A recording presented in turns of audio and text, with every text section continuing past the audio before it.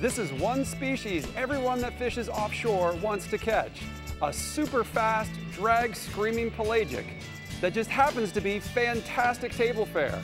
Our captains have you covered as we talk Wahoo here on the Florida Insider Fishing Report.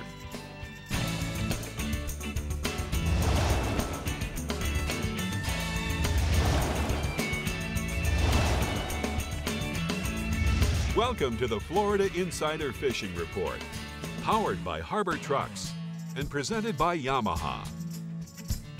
This is the Florida Insider Fishing Report, and we're your hosts, Brie Gabrielle and Captain Tommy Derringer from the Strike Zone Northeast region, who's filling in for Rick this week. Thanks for being here, Tommy. Are you ready to set Florida up for some wahoo fishing this weekend? I'm ready for some wahoo. Wahoo! Before school gets in session, which That's you're right. going to start on Saturday, right? Your Saturday, little girl school has... orientation. Yeah, you got one day left to get out there with the kids before they go back to school. So it might be a little quiet on the water this week. There you Less go. people with their kids, but you know. But there you have it. All right, well, Dave Ferrell at the CCA Workbench has some wahoo-ness over there, don't you, Dave? Oh, I got tons of wahoo-ness. I do. It's it's deadly over here. There's a lot of sharp things. Lots of sharp things. Yep, sharp, pretty, shiny things, which wahoo like. I love wahoo, even Kind though of like a woman. Kind of, wow. All right, you just had to add that one in there, didn't Yes, he? I did. You know what? I've actually never caught a wahoo myself. I haven't either. Really? Never have. Dave, can you take us Come on, Dave. sometime? Oh, I don't know. With those sharp, shiny objects You have of to yours? get me a big boat. Okay, I think I can do that. All right, starting us off is Captain Mike Holliday in the East region, where the dawn bite is the best bite. So skip catching bait and head straight to the grounds. Clue us in on our early bird gets the worm situation, Mike. That's funny, Brady. So, you know, August is prime time for wahoo fishing throughout my entire region. As the larger bonita push north, they get replaced by those bullet bonita and those little tiny blackfins, and those are basically wahoo candy. So you'll find them around those bonita and blackfin schools. Best wahoo action will take place on the new and full moons when there's an increased tidal influence offshore, and that really happens around Palm Beach County, where the Gulf Stream comes in close to shore and the land kind of sticks out. Wahoo are structure-oriented, whether that's a floating object like a tree or a pallet or a natural reef line in areas like the steeples that are north of Fort Pierce. They also seem to be most active early and late in the day, and they're a schooling fish. So, you know, if you hook one, lap back around, you might find more in that same spot. You can pull high-speed lures or a ballyhoo or a swimming mullet on a red and black or purple and pink islander lure. Put that ahead of those rig baits. You can also slow troll live mullet or blue runners or goggle eyes and do really well on you know, number 8 wire rigs. Average wahoo is going to be 20 to 40 pounds. And then moving back to the offshore bite, this continues to be an excellent summer for sailfish, although it seems like the action is starting to push north into the northern end of Martin and St. Lucie County. The bite is around the bait schools in 70 to 110 feet of water, right in you know, in the same areas where the kingfish are hanging out. So you know, once you find those fish, stick around. There's been a lot of fish around the artificial reefs because that seems to be where the baits are holding as well. Earlier in the week, Captain Glenn Cameron on the Floridian, he had a 5-fish day. Captain Pat Price on the Daymaker, he went 6 for 7, and they were both slow trolling live thread fins in those same areas. You can also pull ballyhoo on a blue and white or a pink skirt. Average sailfish is going to be around 40 pounds. I got a photo there that Skip LaShawn, he released that sailfish off of Fort Pierce, and that fish ate a live thread fin. Nice, Mike. Tell me about the tarpon inshore. Well, you know, every August, tarpon move to those juvenile baitfish schools that gather in the surf. And we're starting to see those first schools of red minnows and juvenile pilchards. The way it stacks up is they get in on the beach, it'll be red minnows on the inside, tight to the shore, and then the pilchards will be on the outside. That seems to happen between Hope Sound and Vero Beach. There's tarpon of all sizes on those baits, so you don't really know which tackle to use. I fish 30 pounds because there are a lot of big fish in those schools. They're just showing up. They're even kind of moving around a little bit, even pushing inside the inlets with the incoming tides. So you just want to run the beach and find the minnow schools, find the bait, you'll find the tarpon. Look for large concentrations of seagulls and pelicans that are gathered along the surf line, or those dark clouds of red minnows that you'll see up up along shore. If the pelicans dive and they hold their face in the water, they're stranded minnows. That's where you want to be. You can slow troll live mullet along the outside edges of those bait schools, or you can cast a white saltwater assassin 5-inch shad, or an all-white or a chartreuse-colored fly. Work them right on the outside edges of the school. You do really well.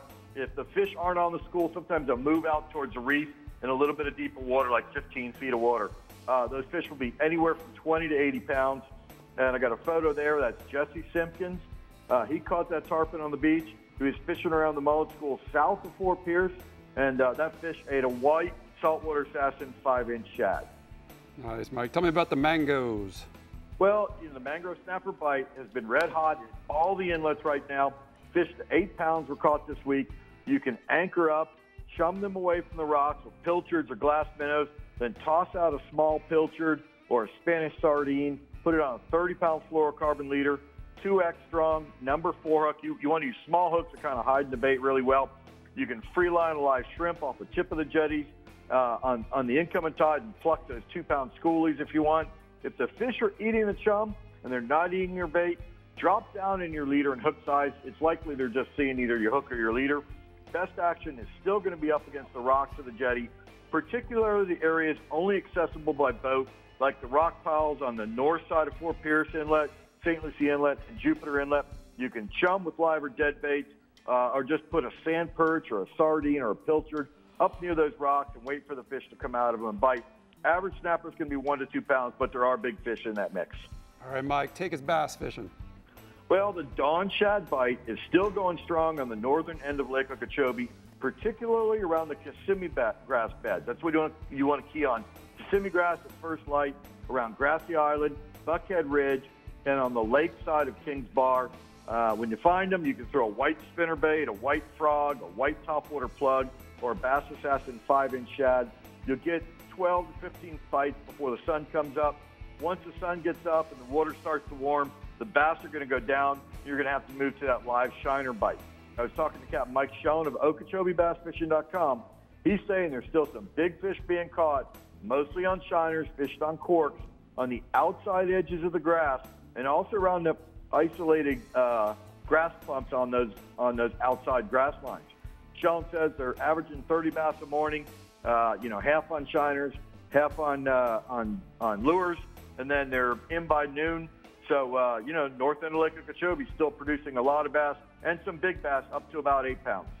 Nice, Mike. Thank you very much. Here are the Atlas Jackplate hotspots for the East region.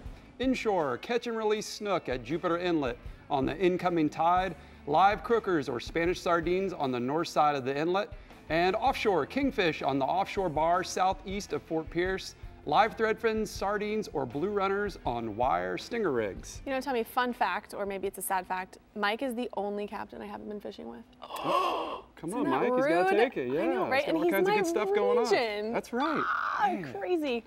Well, Tommy, it's now your time to shine. We normally have you on Rick's iPad, but we have your actual face here. So why don't you, we have your actual face, so why don't you tell us what's going on in the Strike Zone Northeast region? Well, you know what, Brie, we've got a killer wahoo fishery in the Strike Zone Northeast region. And, you know, although right now is probably not the absolute best time to catch them, you can catch them year round. Now, probably the best time is going to be December through February. And I spoke to most of the guys that are out there trolling for them. They're going to start at about 150 foot and work on out to the ledge.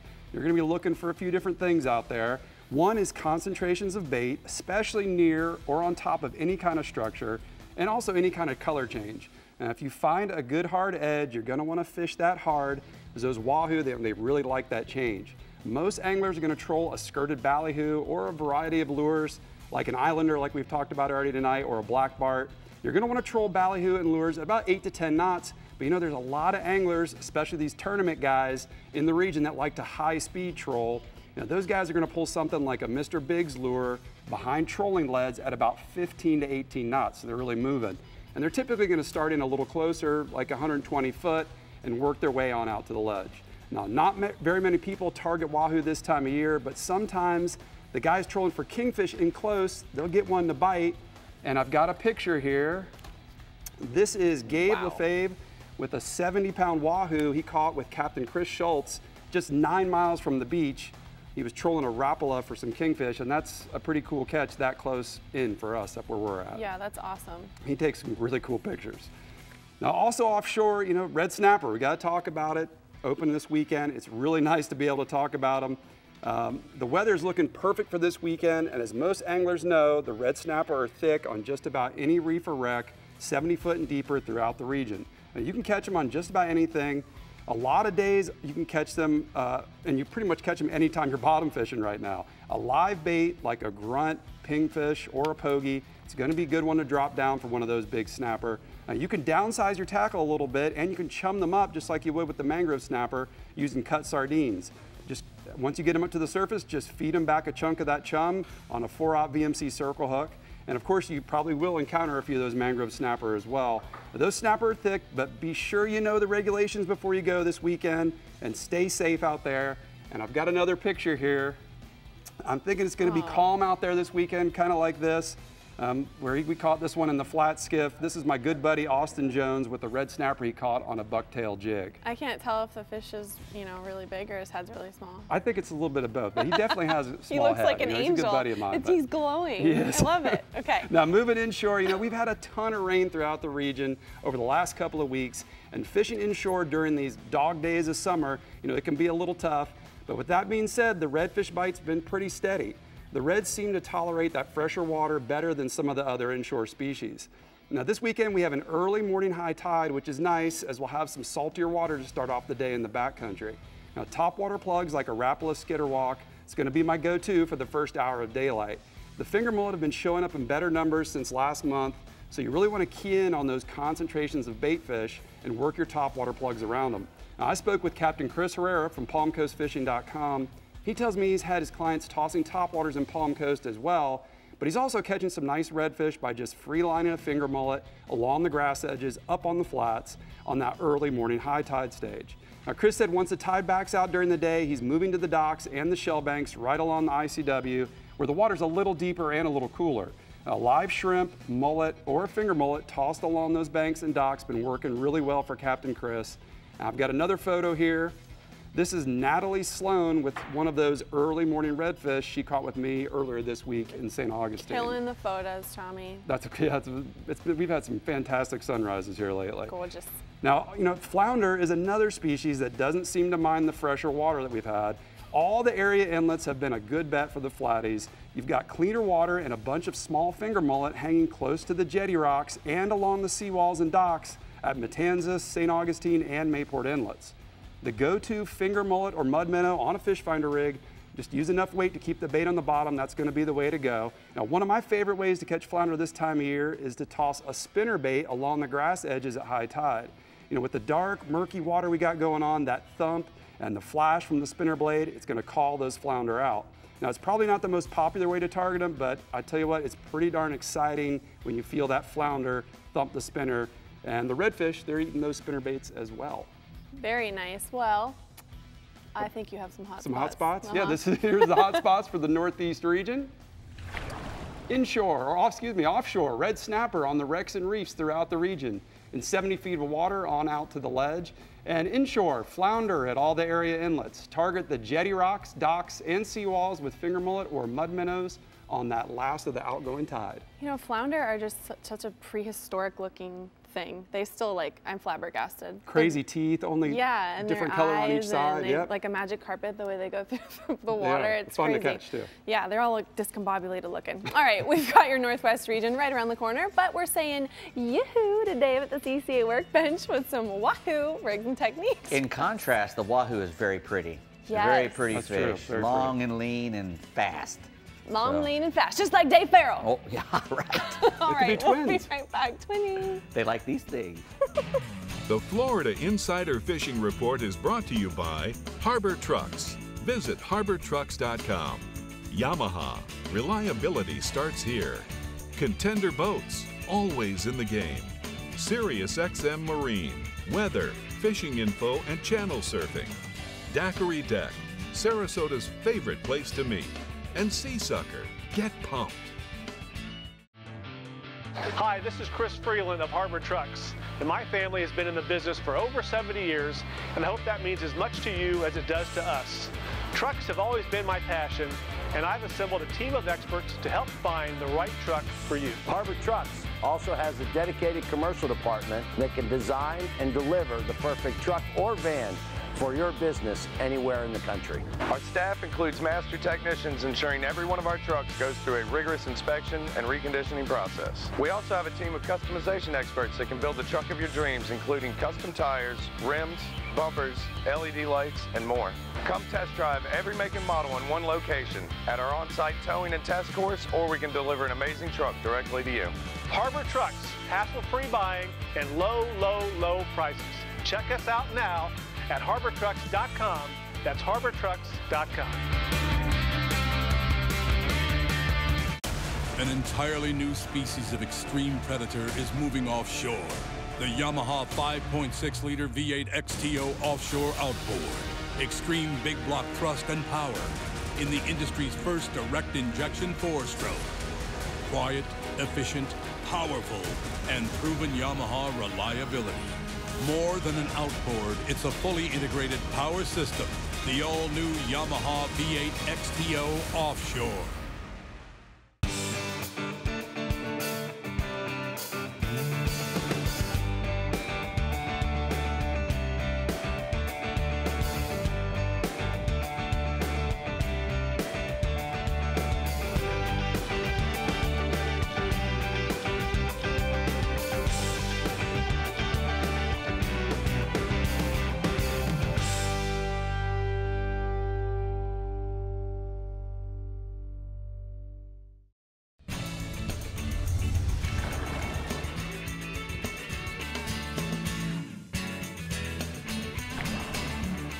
Welcome back. Here's a look at the FWC news and notes. August 11th is the Volunteer Oyster Reef Restoration in Panama City. August 13th is the Banana River PS Boating Course at Indian Harbor Beach.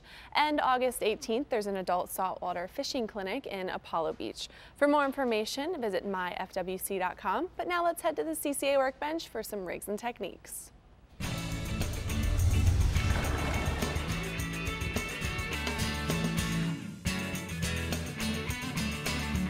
Dave, you're here at the CCA workbench for the Academy Sports Rigs and Techniques, talking Wahoo tonight. Well, you know, they're one fish that everybody wants to catch. You know, Wahoo, he tastes great. He's a great fighting fish. They're not as common as dolphin and some and tunas and kingfish. So, you know, he's the one guy that I want to go catch. When I'm fishing offshore at Cape Canaveral, I'm fishing for two fish, the Wahoo and the dolphin, because I'm wanting some food. Right. And they're just a lot of fun to catch. And what's good about Wahoo is they like to eat all the same things that dolphin eat, except a lot of times we're moving a little faster, just a little bit faster. Wahoo is a mackerel fish. And how most mackerel make their living is with those razor sharp teeth they have. So whenever you're fishing for Wahoo, you have to use wire leaders. And you know, I've seen some of this stuff is chewed out. Number 9, yeah, a lot of it. The number 9 wire is probably your best go-to. You can drop down to number 7. I've caught a lot of Wahoos on number 7 wire when I'm fishing for dolphin and everything else. But usually my long bait, my county line, the longest one back, usually has a big red and black sea witch on it like this, usually with an orange head, maybe with a split tail mullet, or with double hooks in it, or a big ballyhoo rigged with double hooks on wire. And I love that black sea witch. That's one of my favorite lures to catch them with. Also, I like to use the Sea Star. Purple and black is good, red and black is good. Anything with black in it is good. Even though they do like shiny things, that silhouette, especially in the wake, I'll run that real short in the wake. And Wahoo aren't afraid of the boat. They'll come up there and grab that thing and actually pass me sometimes before I know I've got a bite, because they're moving so quick. But it's, even though they make their living by coming up and snagging the tail off a bait, and then they usually come back around and eat the rest of it. Or they'll just, they usually just swim right through it and cut it in half. The jaws on a Wahoo are some of the sharpest things I've ever come across. I've heard some horror stories, so you gotta be careful with those natural things. Wahoo teeth are probably some of the sharpest things that like shark teeth. Right. You can cut paper with them, and they'll go right through a fish. So that's why a lot of times I'll use a stinger rig, because they're tail biters. And if I have a ballyhoo on here and the tail is flapping back here right in front of the tail, I'll embed that treble hook XXX strong treble hook. You'd be surprised. I've caught 60-pound wahoos on little tiny treble hooks like that, stuck in their eyeball or in their head or somewhere, and that you can actually catch them with those little tiny treble hooks. They grab really well, and you know, if I'm fishing for wahoo, I usually have some of those out there. I'm usually using I like to use plugs if we're going to be going high-speed trolling. You know, these things will stay in the water, not at speeds like some of the guys are doing with some of the bullet type lures with a skirt stuffed full of egg sinkers, which is a great way to go really fast. You get you a big purple skirt, stuff it full of 4 or 5, you know, 3-ounce egg sinkers and a big double hook rig in the back, and just drive that thing at 14, 15 knots. So they got to get a lot of weight in it because they're going so fast. You can pull it behind, you know, trolling sinkers. These things are used a lot, and they come in all different sizes to keep. It's heavy. Yeah, to keep, you know, to keep your baits down low and fast when those guys are doing that. And they'll have what they'll have to do is they put a big 150 to 200 foot piece of monofilament. They call it a Wahoo shock leader, because you're going so fast and the Wahoo hits so hard. When you're going that fast, you need something that'll stretch. And mono will stretches a good ways, you know, at least 10 to 20% depending on the mono. So, you know, if you got 150 feet out and it stretches 10 feet, that's 15 feet of stretch you got. So that's a good thing to do. Also, they use planers to keep your stuff down. You know, you can put your sea witches on there, you know, or a sea star even, anything shiny they like. They like pink, you know. It seems like they'll eat just about anything. Any color, everything, you know, as long as you're where they are. And that's the big key, is to finding them. And usually if you go out and you target a structure that has a good current moving on it, you know, at dawn and at dusk, those are the best time. You've heard the guys say that already. You know, dawn is probably my favorite time, but I catch a lot of what we call the 3 o'clock wahoo. You know, that later in the day, once the sun starts to drop a little bit, we'll start getting some more wahoo bites. I heard what you said, when you find them, you could catch them on a jig. Exactly, too, right? if you can, and they will eat that. And you might lose a few if you're using monofilament, but you can put a wire on here, and you can also wire that little, you wire the hook on there. So it looks like you've used it a little bit. that one's been mackereled a few times. It's amazing how that whatever it is they use for those, you know, will hold up a little bit. A big wahoo will cut right through that though. So you want to modify it. But they love little jigs like that, spoons, you know, shiny things that are moving quickly. Just when you catch one, just be careful with them, because you know, try to gaff them in the head. Make sure their head is coming up over the covering board. Wear some shoes. Yep, wear some shoes, and make sure that the box is open and the wahoo goes right in it. If you get him in the tail, you know, he can fall off that gaff, and when he's falling, his teeth are going down, and a lot of guys have gotten some really gruesome injuries on their calves and their feet. Exactly. Make sure when you gaff one, you know where he's going, and put him in there. Gotcha. Thanks, Dave. Catch one. Brie, I don't know anything about that. I haven't caught one. How about you? I know. I'm convinced. Dave is going to take us. All we need is a big boat. That's all we need. So we're doing it. We're doing it. All right, the Flag Bear Construction Northwest region is now up, and Captain Jeff Hageman is on the line with your report. Hey, Hag. That's good. How you doing? Pretty darn We've good. got wahoo, of course, but we're going to have to make a run on my coast, as always. You're going to have to get out there pretty far, depending on what part of my region you're in. You're going to have to get off the shelf. You want to be in that 150-plus foot of water range and start looking for weed lines, bait, fast trolling. Everything Dave just talked about works great on our coast. Brad, tremblers in purple, or red and black, sea witches, and lip plugs work really good on our coast, too, in those same colors. Wire leader, like Dave was just talking about earlier, and you want to have that piece of Top Shot mono in there, like he was talking about, too, for that shock.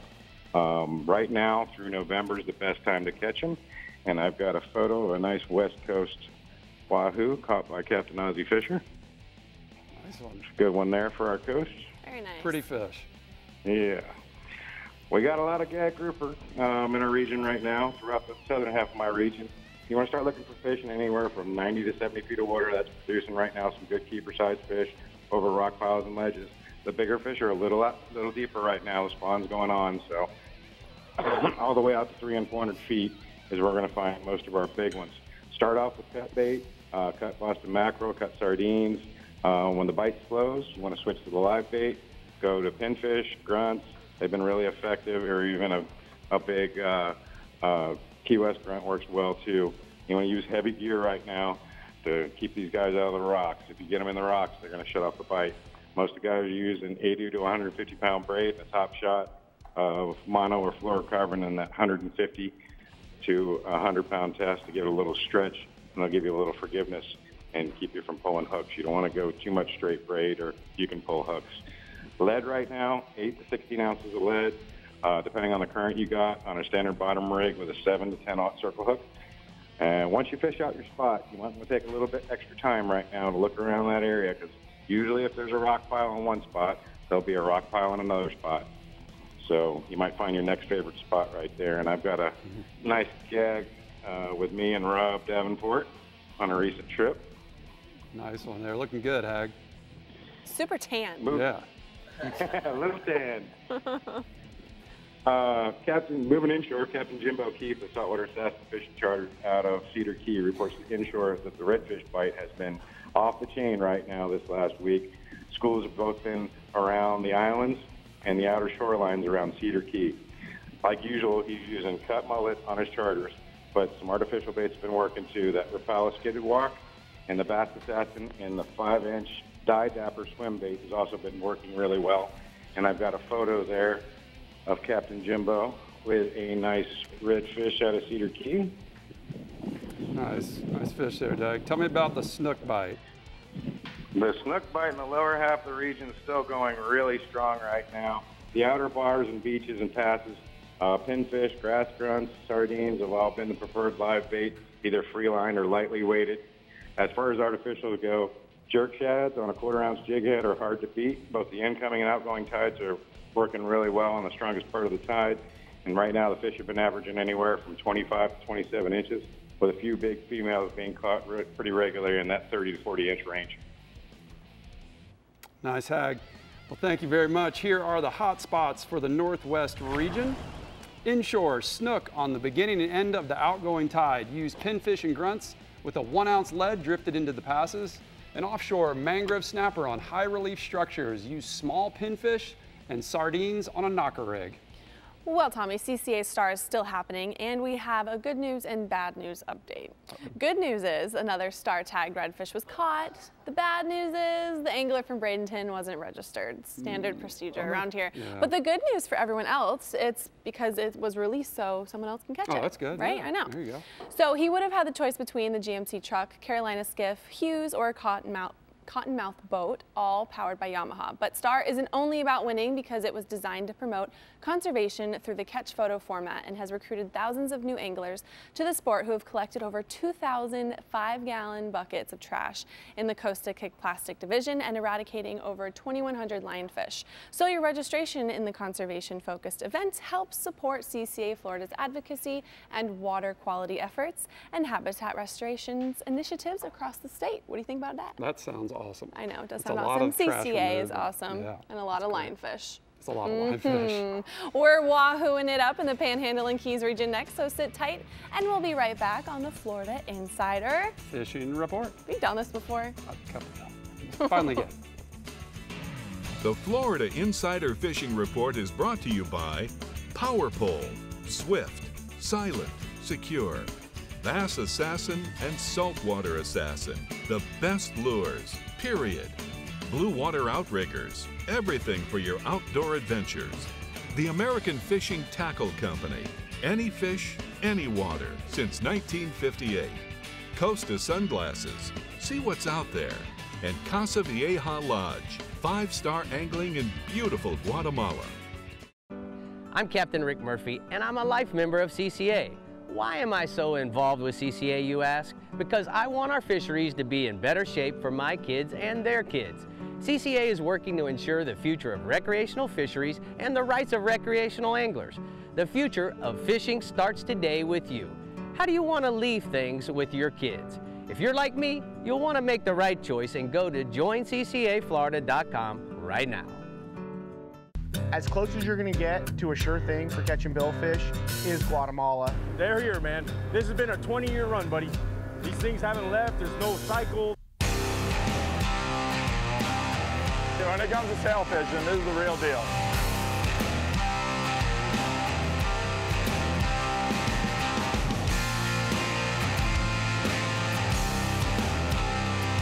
The amount of sailfish here is ridiculous. Harbor Trucks features the largest selection of new and pre-owned trucks in the country, an on-site towing and test course, and a team of truck specialists. Come line up every make and model in one location and find the truck of your dreams, or we'll build it custom for you. Harbor Trucks, hassle-free buying, and low, low, low prices.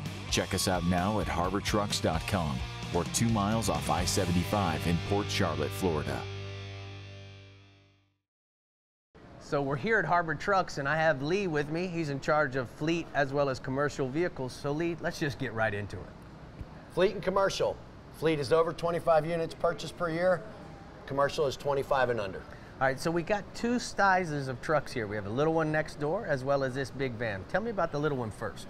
NV200, probably my most popular seller. Good for pest control. Pool guys. Yeah, pool guys, home repair. All right, so in this particular larger van, what sizes does it come in? We offer this van in a 1500, 2500, and 3500.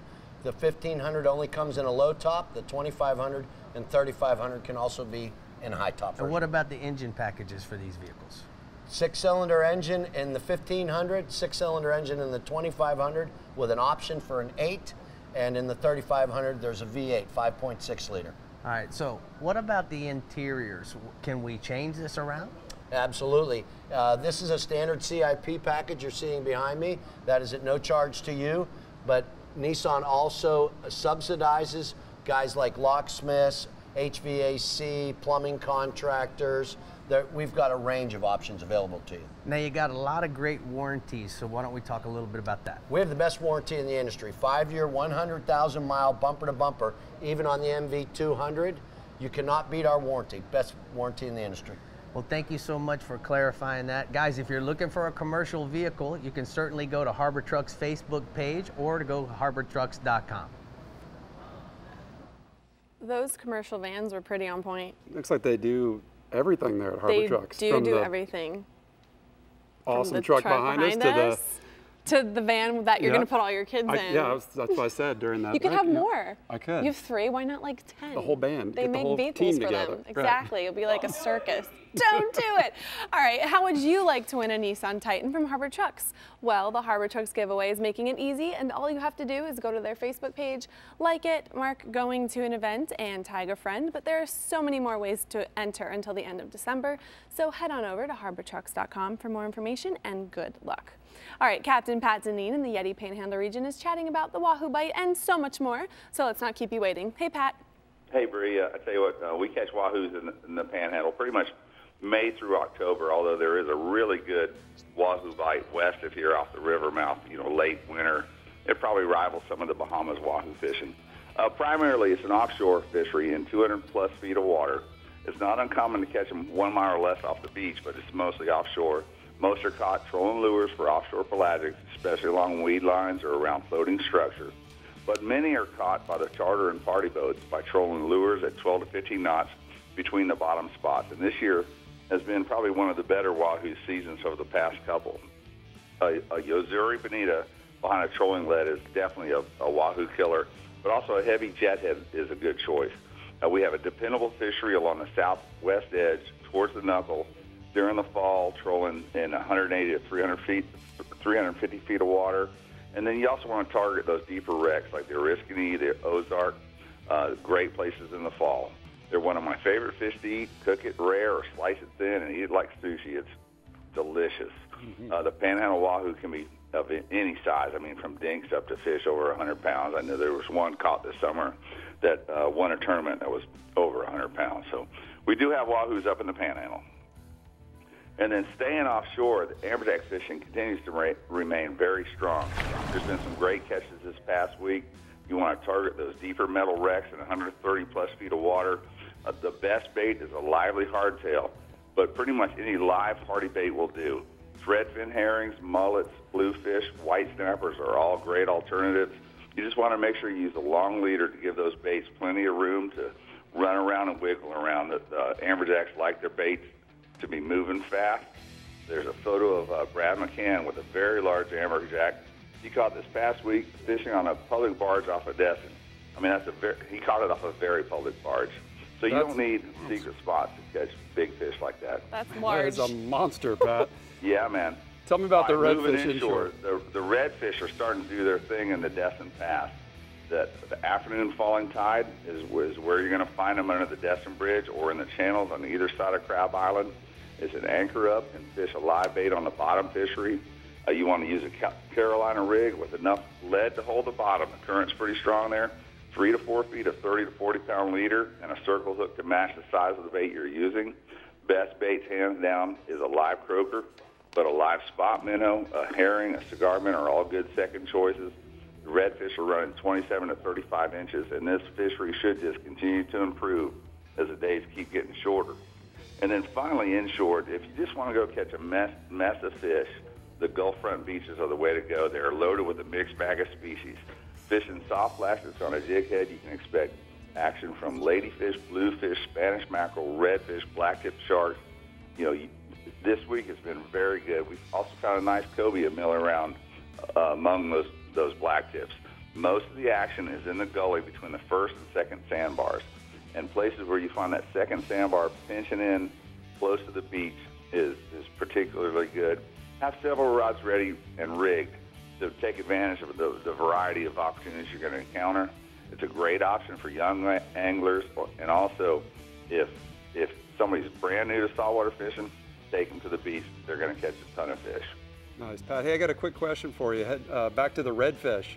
So when you're rigging those croakers, where do you put the hook? Through the lips, through his back? What do you do? I tend to hook most of them, Tommy, right through through the nostrils is a good way to say it. There's a little pocket right in front of their eyes and in front of their upper lip. Basically, you're kind of coming in from one side to the other, right below the skull bone. It allows the bait to it doesn't interfere with their ability to breathe, and it holds them nice and firm. Yeah, so livelier bait. That makes a lot of sense. They always like a livelier bait. Yeah, I mean, if you hook them through the chin and out the forehead, it impedes their ability to breathe. I mean, they're going to be good for a little while, but they're not going to be good for long. All right, Pat, thanks. That's some great information. Here are the Blue Water Outriggers hotspots for the Panhandle region. Inshore, blacktip sharks along the beaches. Look for schools of ladyfish and use live bait or cut ladyfish. And offshore, amberjacks on deeper steel structure using live blue runners, and you might catch one of those. God, that was a giant one he had, wasn't it? Massive Holy moly. Amberjack. Thing That's was big. Crazy. All right, we're headed to the Keys region now, and Captain Randy Tao is your man if Wahoo is your fishing mission this weekend. Go for it, Randy.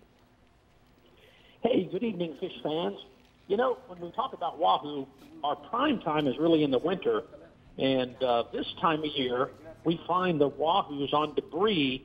It could be a floating board. It could be a piece of rope, a bucket. You never know what they could be hiding under, even a big weed line. So guys are offshore dolphin fishing, and they come across a piece of debris. Now, the guys that are rigged and ready, now, if you got lures, if you're trolling lures, you want to get it below the surface a little bit so that it's down. Even 5 feet will help you. Go by that debris and see if there's a Wahoo on it, or slow down a little bit and let that bait get even deeper.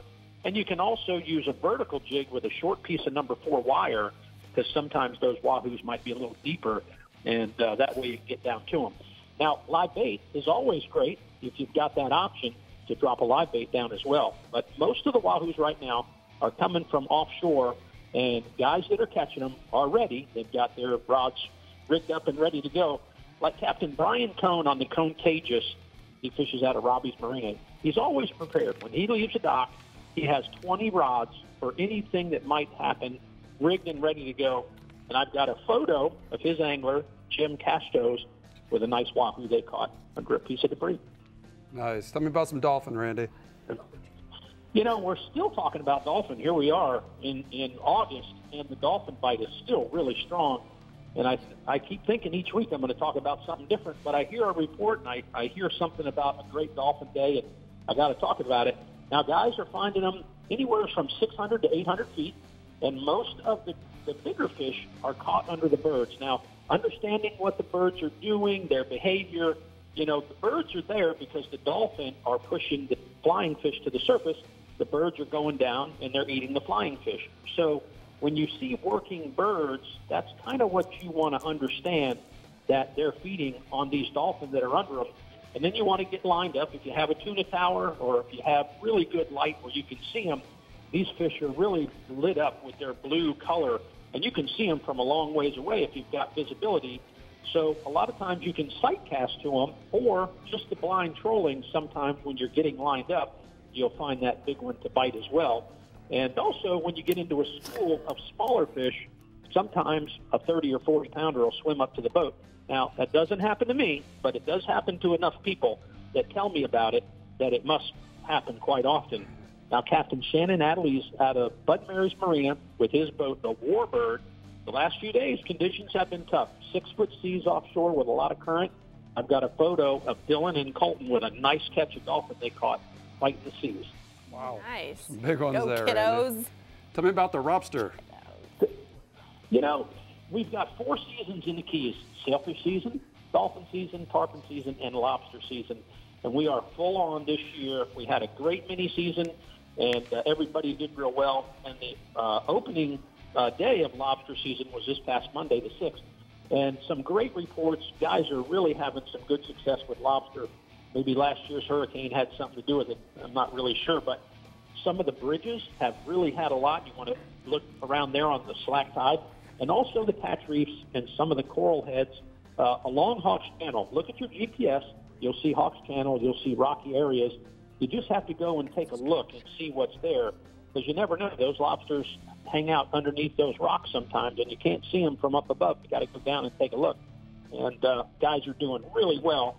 And I've got a photo of Patty Dennison from Orlando with a couple lobsters she got the other day doing just that. Nice, Randy. What else you got inshore for us? Snook fishing. You know, August is always a great month for snook fishing because season's closed.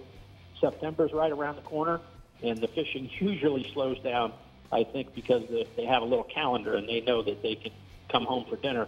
But it's been pretty strong. Now, there are guys up on the flats that are poling, and they're sight fishing them, and there are guys that fish the shoreline, they fish the mangrove islands, and they fish with live bait and a lead head jig to get the bait down, and they're doing well. Also, they're doing a little bit better middle of the day, because the water heats up during the day, and those fish get off the flat pretty early. So the flats fishing has been kind of a morning thing. Midday, you want to go look around the deeper channels, shorelines, and especially if you've got a rising tide where that water's up a little bit, it'll really help you. Guys like Captain Richard Black, he's a poling skiff guide. He poles his boat all over the backcountry. He sent me this picture of his angler, Neil, with one of the mini snook they caught a couple days ago on top of the flats around Flamingo. Nice, Randy. That one might be in trouble come September when they open up, huh? Without it, that's why they're catching them now. That's right. All right, thanks, Randy. Here are the hot spots for the Florida Keys region. Inshore, snook, fish early morning on top of the flats, then try the deeper water as the temperature gets hot. And offshore, mangrove snapper. Anchor over heavy structure in 40 to 50 feet, lightly chum, and use live pilchards or fresh cut bait with no more than 30-pound leader. Mangroves, mangoes, lobster, robster. You just have your own words for everything, don't you? Every time you have your region, I always look at Rick and I'm like, what is he talking about? You just have your own Drinky language. poo. I haven't used that one. So. Oh gosh, Tommy. Have you actually been lobstering in the Keys? I have. You have? It's fun. It's fun. Have you taken your kids yet? Not yet. Soon. Not yet. Soon. The babies are going to be down That's there. Right. Very fun. All right, Tommy, let's check out some tournaments going on in the Florida Keys, shall we? Let's do it. The Herman Lucerne Memorial Backcountry Fishing Championship is set for September 21st through the 23rd based in Isla Mirada. Anglers are to target 7 species during this tournament, staged within the boundaries of Everglades National Park. The Take Stock in Children Backcountry Challenge is scheduled for September 28th through the 30th in Key Largo. Anglers will focus on species including trout, snook, and redfish while raising funds for local student scholarships. The Isla Mirada Fall All-Tackle Bonefish and Permit Championship is scheduled for October 7th through the 10th. The tournament is approaching its 50th anniversary. And now let's check in with Andy Newman to see what tournament he's featuring this week. Well, hi guys. The Reef Environmental Education Foundation is to present the Key Largo Lionfish Derby September 14th to the 16th based at John Penny Camp Coral Reef State Park. Designed for divers, the event aims to capture and remove as many non-native lionfish as possible from Keys waters.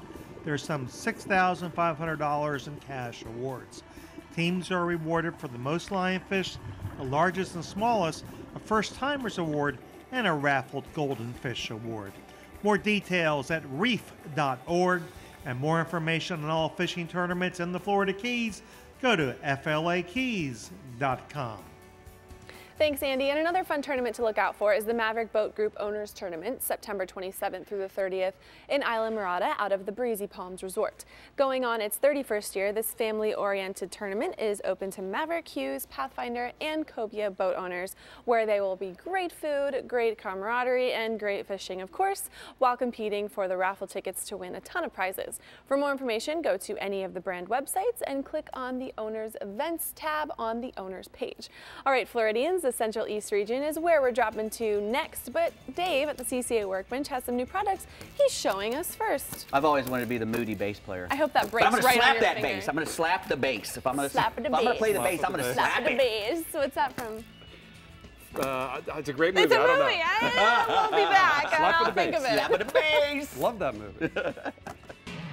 The Florida Insider Fishing Report is brought to you by Academy Sports and Outdoors. For all, for less. FWC, the Florida Fish and Wildlife Conservation Commission. SoftScience, Supreme Comfort Footwear. Real Legends, exclusively at Bell's. And Maverick Boat Group, makers of premium boat brands Maverick, Hughes, and Pathfinder. Yamaha's 4.2-liter V6 offshore 4-strokes. For those that like their V6 lighter, faster, and stronger. Setting new standards for power, efficiency, speed, and lightweight. Built for the rigors of offshore boating. Packed with Yamaha's legendary reliability. And now Yamaha's 4.2-liter V6 4-strokes offer a choice between digital or mechanical controls to match your rigging preference. Yamaha. Reliability starts here.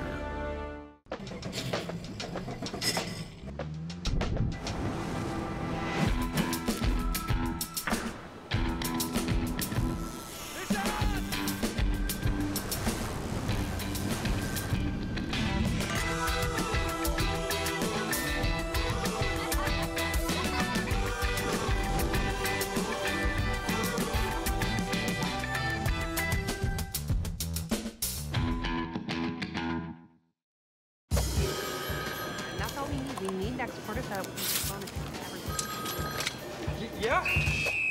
Stop working right now! Look outside. Is this spreadsheet weather? No, it's not. This is fishing weather. So stop clicking, get out there, and catch a bass.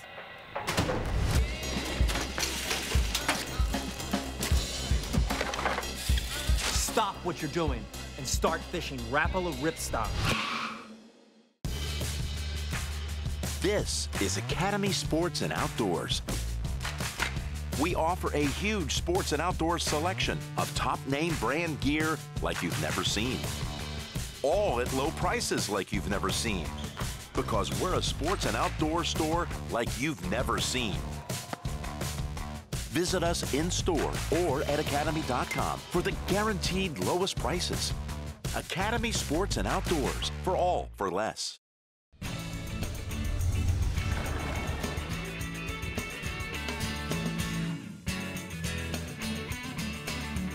All right, we're back here with Mr. Dave Ferrell at the Academy Sports new products at the CCA Workbench. That's a mouthful, isn't it? It is, but and you were slapping the bass. That was from the movie I Love You, Man. Great movie. That's what you were saying. I didn't even know it was in a movie. I thought I was being original.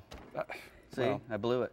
I'm not original. You're a comedic genius. Anyway, Sea Sucker. This is a Sea Sucker paper towel holder. You know, it gets messy when you're going offshore and fishing. You know, not as bad inshore, I don't reckon, but you know, lady fish are slimy, and yeah, you know, you can get slime on you. There's slime and blood and guts and stuff going on in the kitchen. You need some paper towels, and these are the Sea Sucker paper towel holder. It's got a 4.5-inch disc on there, which you know you can put this thing in the galley and the head, you know, out on the side of the center console. Move it so you easy. Move it around if you want. It stays. It's it's got the nice big place to hold the paper towel and a rubber band to make sure it got a little tension on it. You can always replace that with any number 64 rubber band, it looks like, and that adds tension, so your roll doesn't keep flying out, you know. Right. So anyway, get you one of those and stay clean. Your wife would appreciate it. That's true. Yeah.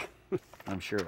All right, next we got some diamond braid. This is hollow core generation 3. Comes in 3 different colors, which are here, about orange, white, and blue. And you know, hollow core is really useful for guys who like to do a lot of splicing.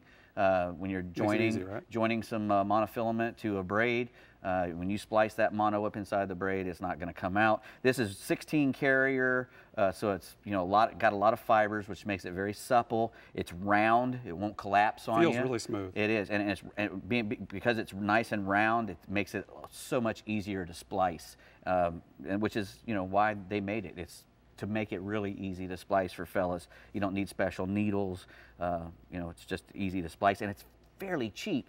A 600-yard spool is $79.95, which is that's pretty good. It's really cheap compared to most braid. It comes in 60, 80, 100, 130, 150, and 200.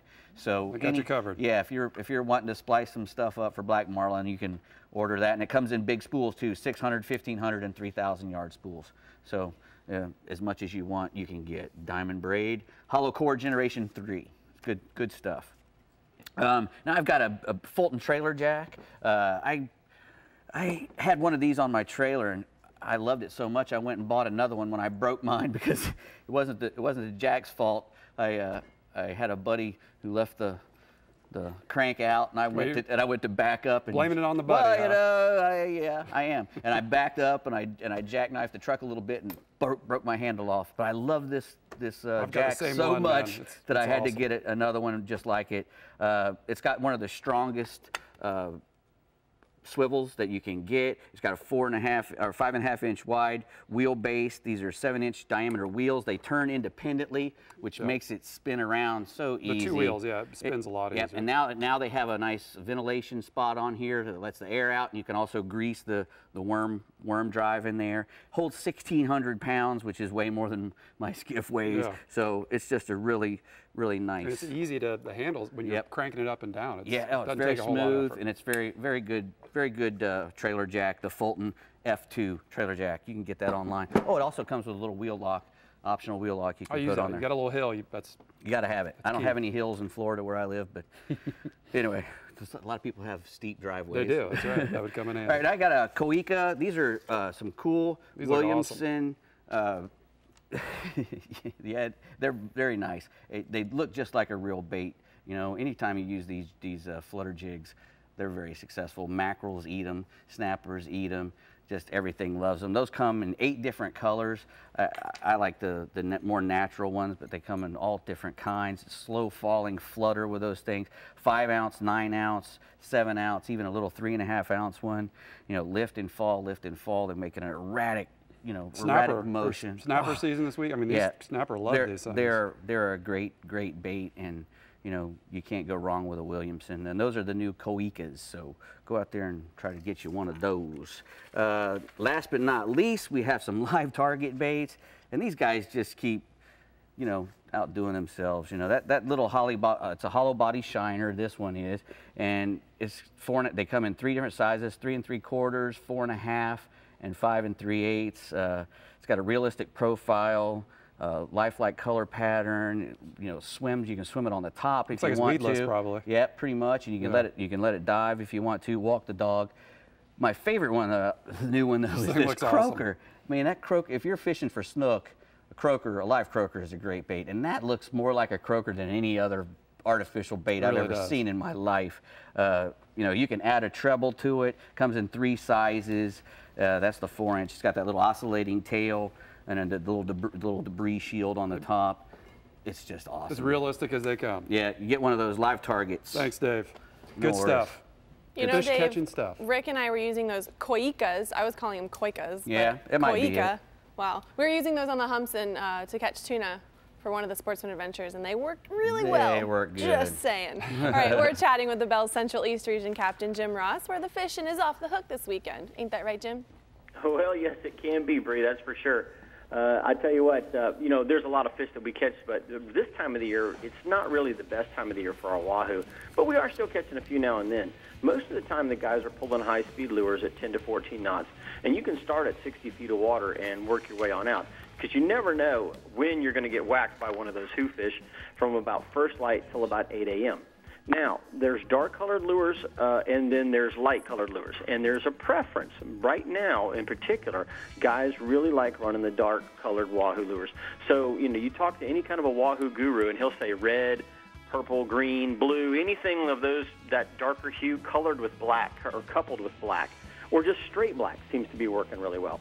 Now, most of our wahoo are running about 30 to 40 pounds, but every once in a while, if we get some small kingfish coming in on the reefs, we'll get some really big wahoo coming in to feed on them in the 70 to 90-foot reefs, and some of those fish can be up into the 80-pound class. So don't be surprised if in the next couple of weeks the wahoo doesn't start to pick up just a little bit from what we've seen in the last few weeks.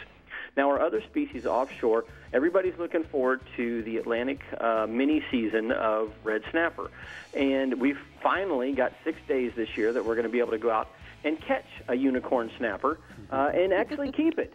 So we're really, really excited about that. Red snapper have been illegal to harvest for quite some time in federal waters, but state waters, you're still allowed to catch them year-round. So remember that. As long as you don't go into federal waters, you can keep them in state waters year-round. But this is a federal fishery that we're talking about that's opened up. So this weekend, Friday, Saturday, Sunday, and next weekend, Friday, Saturday, Sunday, you're going to get a chance to do those red snapper and bring them on board and actually put them on ice, one per person. It's got to be 20 inches or longer, though, so remember, make sure that you keep a legal fish. Now, our average red snapper runs about 8 pounds, but we do have some bigger fish, and I've got a photo here of one that's about 14 pounds that we caught the other day while we were out trying to catch a couple of flounder. So hopefully the guys and gals that are getting out are going to be able to catch quite a few of those red snapper. Now, the next species, we're going to swing back inshore, and this is one of my favorite and one of Tommy's favorites as well. I know Tommy likes them. Speckled trout. We've got a really good topwater bite going on right now from about daylight, the first light, to about 8 a.m. Find areas with grass and either mullet or glass minnows, or both if you can find that, and then throw your Rapala skitter walks. Now, the bluegill color, because it looks like a pigfish or pinfish, and the redfish patterns have been working really good this week. Storm chug bugs and the chrome with a chartreuse back have also been working really good, especially in the Indian River this week. And don't be surprised if you don't get a redfish or a snook as well.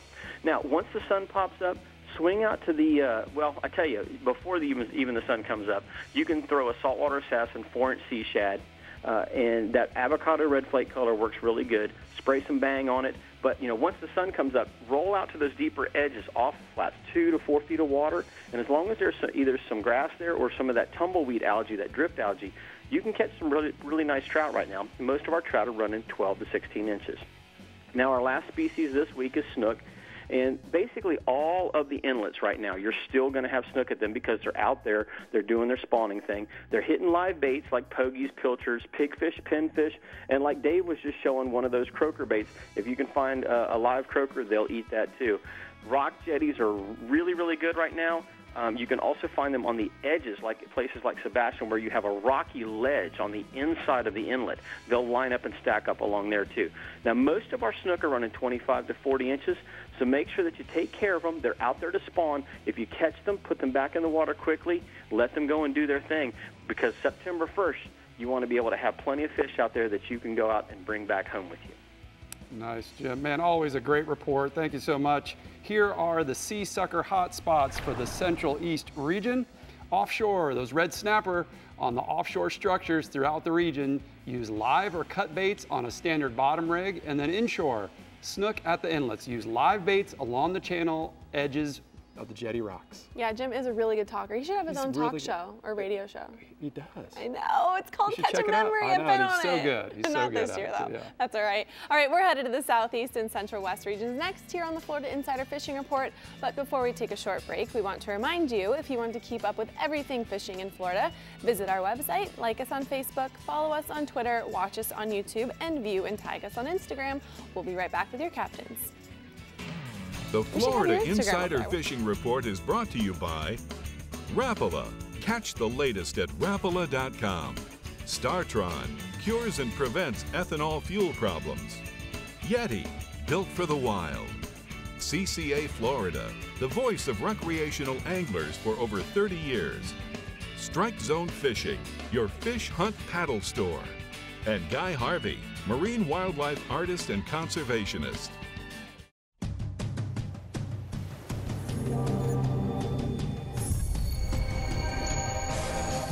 Real Legends Performance Clothing. Everything you need to be comfortable on the water all day long. Keeps you cool, dry, and protected from the sun. Durable performance technology at an unbeatable value. Shop anytime or go to reallegends.com to find a Bell store near you.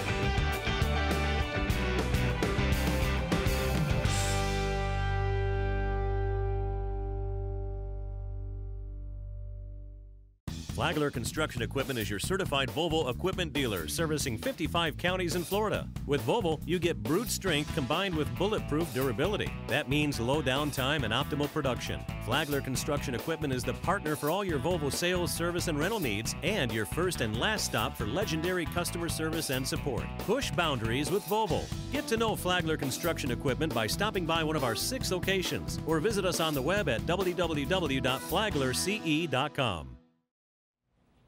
Remember, guys and gals, for weekly reports from our 9 captains, you can go to our website at FloridaInsiderFishingReport.com, and don't forget to like us on Facebook and follow us on Instagram at Official Insider and I guess Captain Rick Murphy. But since we have Tommy Derringer in the house, at Captain Tommy D. At Captain Tommy D. Sure, there you have not? it. He's got some great photos up on that thing, don't you? I do. All right, the Wahoo bite is peaking in the Casa Vieja Southeast region, so listen up to Captain Jimbo Thomas if you want the inside scoop. Hey, Jimbo.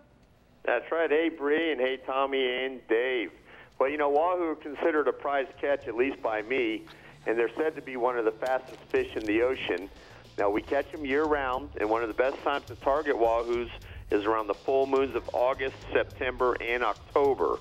Now, most of the Wahoos are caught close to the edge of the Gulf Stream versus offshore, and best depths are anywhere from about 120 to 400 feet of water. Now, there's a couple of ways to go about catching Wahoo.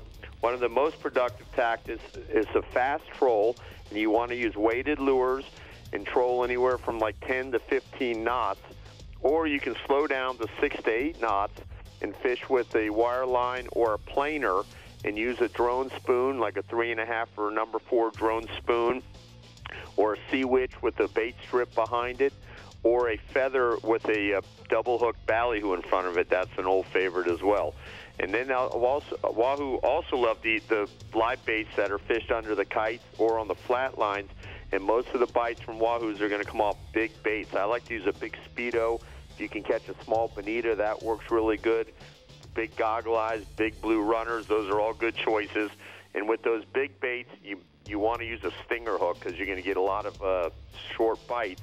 And then if you do get a bite and he misses it, just let that bait drift back, and a lot of times they'll come back and grab it again and hopefully get the hook. And then they also like to hang around floating debris, much like dolphin. You can catch them by trolling deep dive and Rapala magnums or dropping live baits or jigs down under those floaters. Now, you want to use a piece of wire leader since those Wahoos have really sharp teeth, and it never fails. If you got one rod out there with monofilament, that's the one the Wahoo's going to bite and cut you off. And just like with most of our offshore fish, you want to look for blue water with north current. And in the past couple of weeks, there have only been a few incidental Wahoo catches, some of them on the troll, and then a few of them on their floating debris.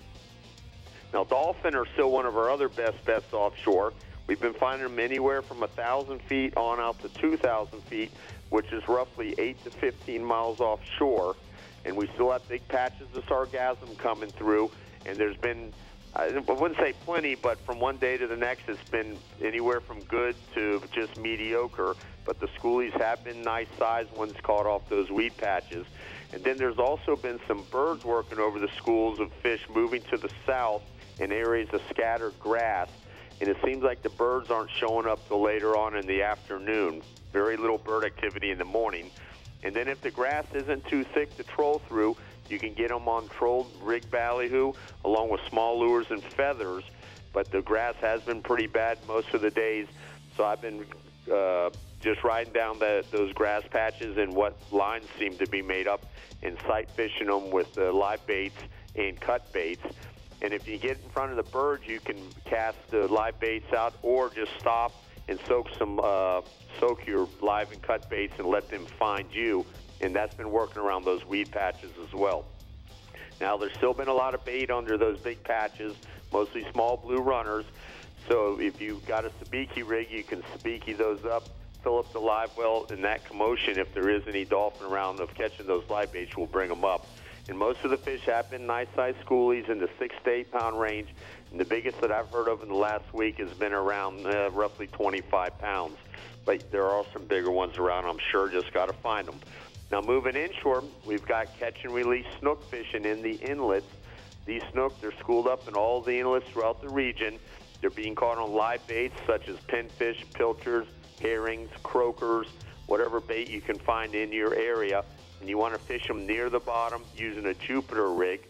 Use at least 40 to 50 pound fluorocarbon leaders and 5/0 to 6/0 circle hooks. Remember, this is catch and release because the season's still closed. If there's no live bait around, you can try working flare hawk jigs or 4 to 5 inch jerk baits along the bottom. Now, both the incoming and outgoing tides have been good when the water's been murky. Otherwise, the outgoing tide has been good if the water's clear. You want to fish early in the mornings or late in the afternoons into the evenings. There's also been some snook roaming the beaches, especially in the north end of the region from Boca Inlet north to Lake Worth Inlet. These fish can be sight fished early in the morning off the beach or by boat using live croakers and pilchards and those 4 to 5 inch jerk baits in green and white and pearl colors. All right, got a photo here. This is a nice Biscayne Bay snook that my brother Rick caught a couple weeks ago. Now, if you want to do some easy inshore fishing by boat or foot, there's been some great largemouth bass fishing in all the lakes and canals of the region.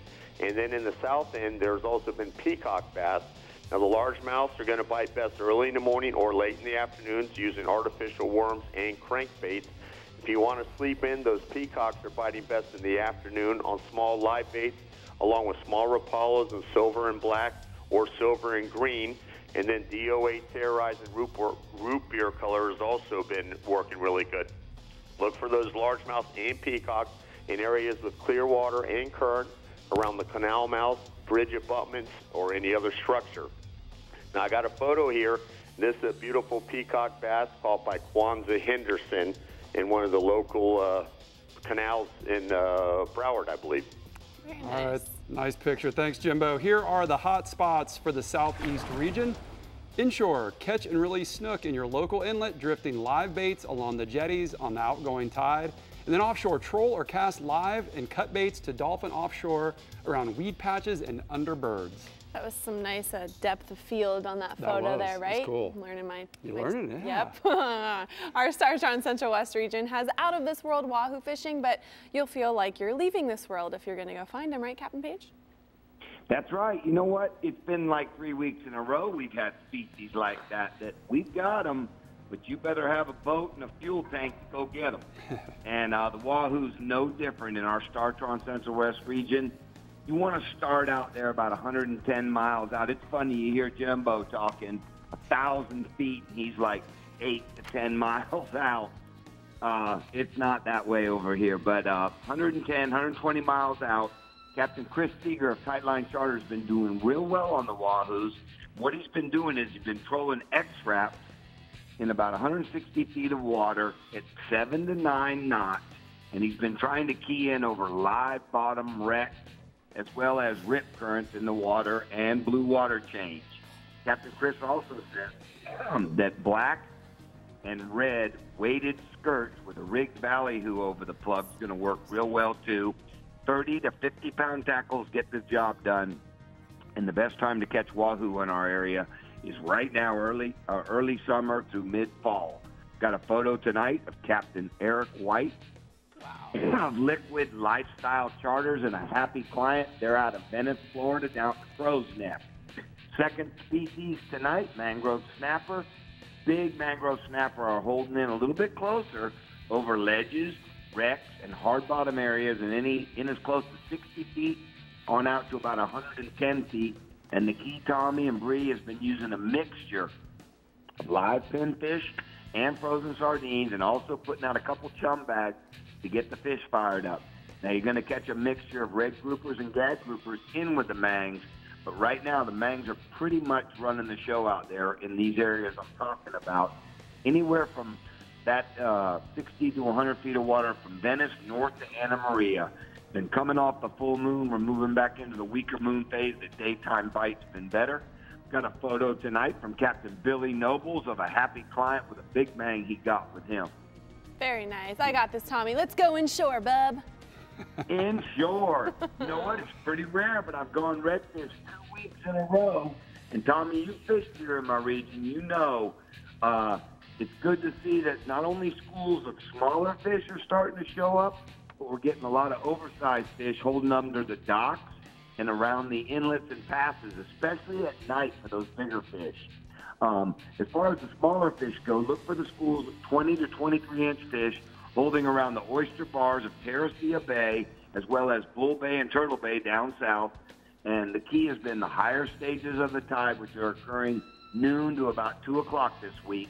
And you get up there around the oyster bars or up against the mangroves, and you can work a couple different things. You can throw a soft plastic like a golden brim bass assassin sea shad rigged on a 1/4-ounce jig head, or you use a cut chunk of ladyfish or pinfish right up against the shoreline. It's going to work real well. Got a photo tonight. Her husband sent me this picture of Chelsea Bledsoe of Bradenton with a nice redfish she got at the mouth of the Manatee River with her husband and family. Last species, a tarpon. You know, with all our tarpon spawned out, a lot of the fish have moved up into the bays and estuaries already, and they're feeding around all those schools of small bait.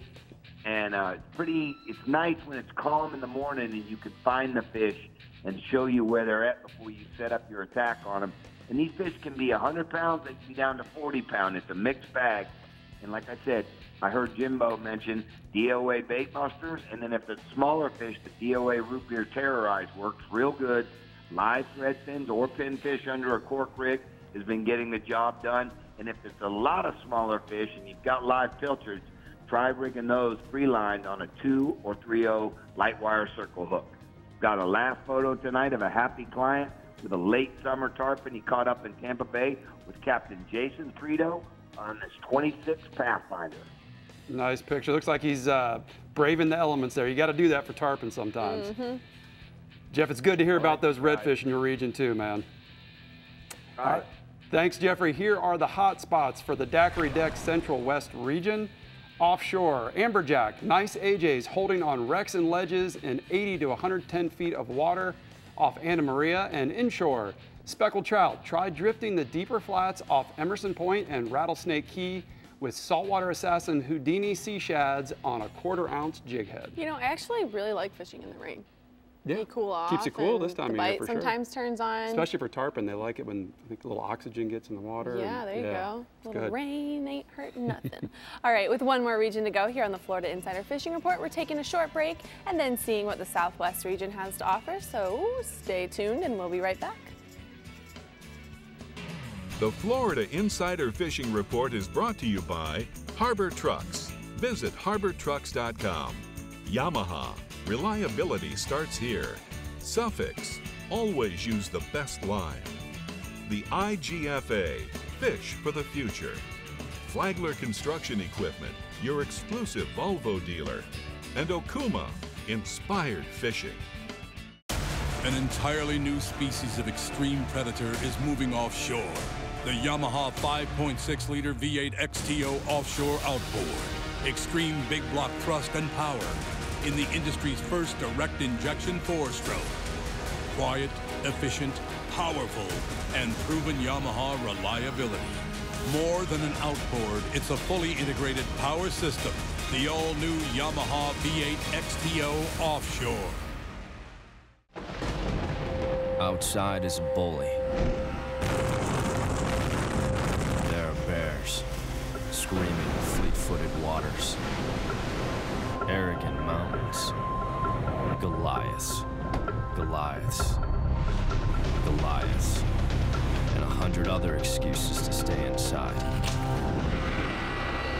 But there are ways to deal with bullies. Remember the glory days of gasoline? It's just not made the same anymore. Kick your gas into gear with TRON. Pump up the performance in all of your engines. Cure the problems of ethanol with the power of enzymes. And maximize your mileage every time you drive. Kickstart your engines with TRON. Hi, this is Chris Freeland of Harbor Trucks, and my family has been in the business for over 70 years, and I hope that means as much to you as it does to us. Trucks have always been my passion, and I've assembled a team of experts to help find the right truck for you. Harbor Trucks also has a dedicated commercial department that can design and deliver the perfect truck or van for your business anywhere in the country. Our staff includes master technicians ensuring every one of our trucks goes through a rigorous inspection and reconditioning process. We also have a team of customization experts that can build the truck of your dreams, including custom tires, rims, bumpers, LED lights, and more. Come test drive every make and model in one location at our on-site towing and test course, or we can deliver an amazing truck directly to you. Harbor Trucks, hassle-free buying and low, low, low prices. Check us out now at harbortrucks.com. That's harbortrucks.com.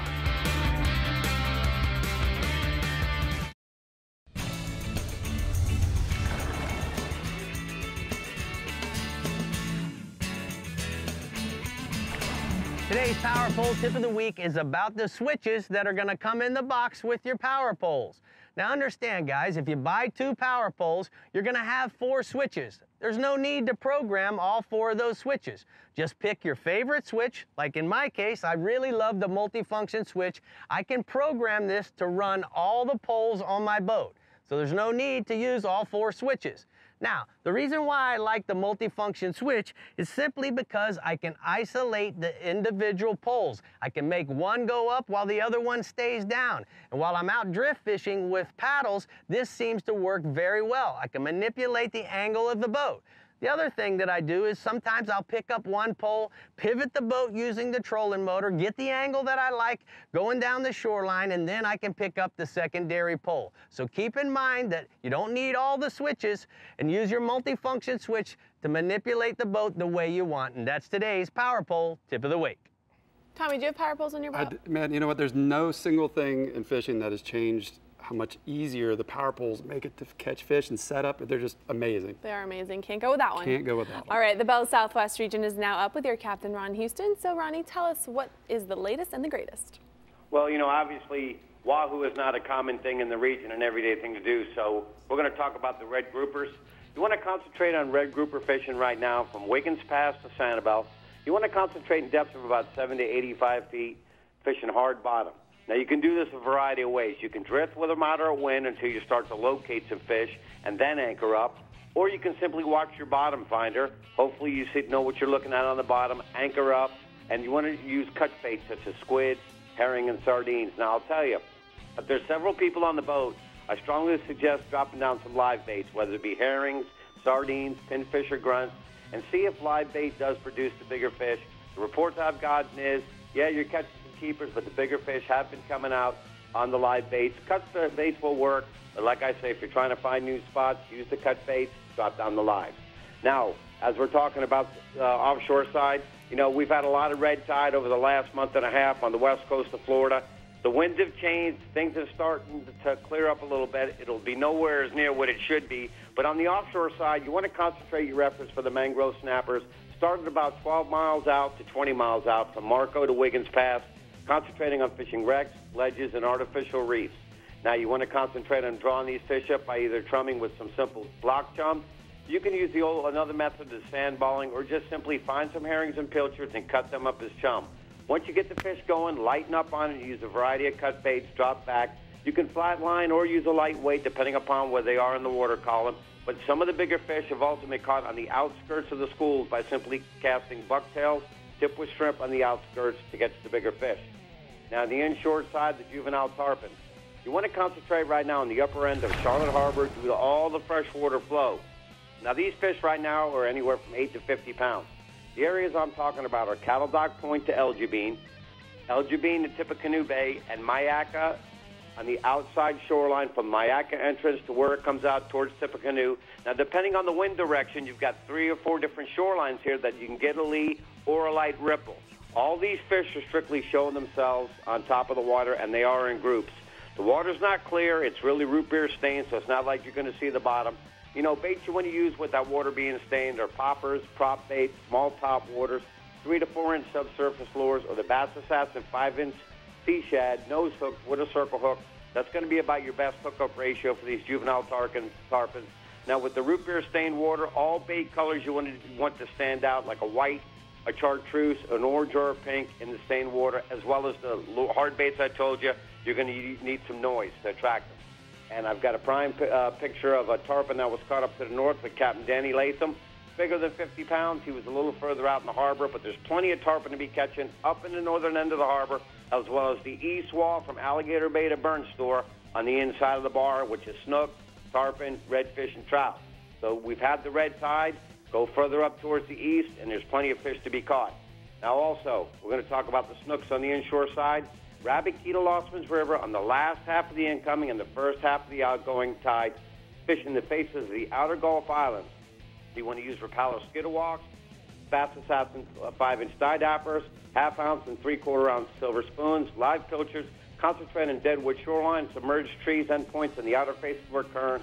Some areas have schooled fish, some are singles, and I got a couple prime examples of some snook that were caught up to the north with Captain Danny Latham. Get out this weekend. Winter's supposed to be south, southeast. Should be a good opportunity to get out and catch some fish. Nice, Ronnie. Hey, I got a question for you real quick. On those tarpon, you were talking about using a jerk bait. Now, I know up by us, when I'm fishing for those smaller tarpon and the jerk bait, I just use a real constant retrieve. I don't really jerk it like you would a jerk bait. Is that kind of the same deal down by you guys? Yeah, it's kind of the same deal. And those fish I've been fishing up to the north are relatively showing themselves. Get it out in front of them and slowly twitch it to them with a bright-colored bait and with the circle hook. You know how those juvenile tarpon can be. A lot of hooks, they tend to jump off. Frio circle hook generally guarantees you're going to catch the fish. All right, thanks, Captain Ron. Here are the Calusa cast net hotspots for the Southwest region. Offshore, Permit, Pavilion Key to Gordon's Pass fishing wrecks, towers and artificial reefs using live crabs, and inshore, trout. East wall of Two Pines to Alligator Creek, fishing both inside and outside of Sandbar using top water plug or popping corks with soft plastics, or use a live shrimp. All right, well, we've given you all we've got, so stick around to hear what we're fishing for next week right here on the Florida Insider Fishing Report. Good job. We'll be right back. Master your most challenging offshore experience with confidence and ease with Yamaha Helmmaster. Precise, intuitive control on the open seas. Unrivaled ease for maneuvering and docking in port. And now SetPoint adds 3 new dimensions to boat control. Maintain boat position with fish point, or a position and heading with stay point, or a heading while you drift with drift point. Yamaha Helmmaster, now with SetPoint. Complete digital control for today's larger offshore boats.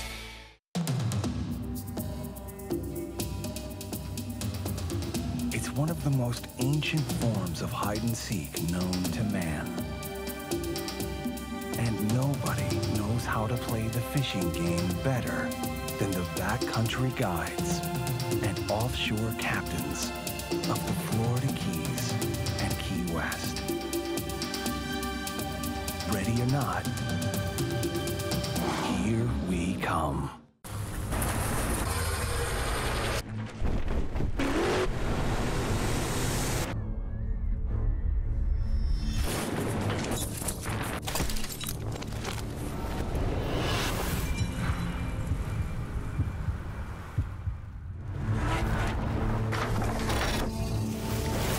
When you're paid to put fish in the boat, you don't mess around with the thing that puts fish in the boat.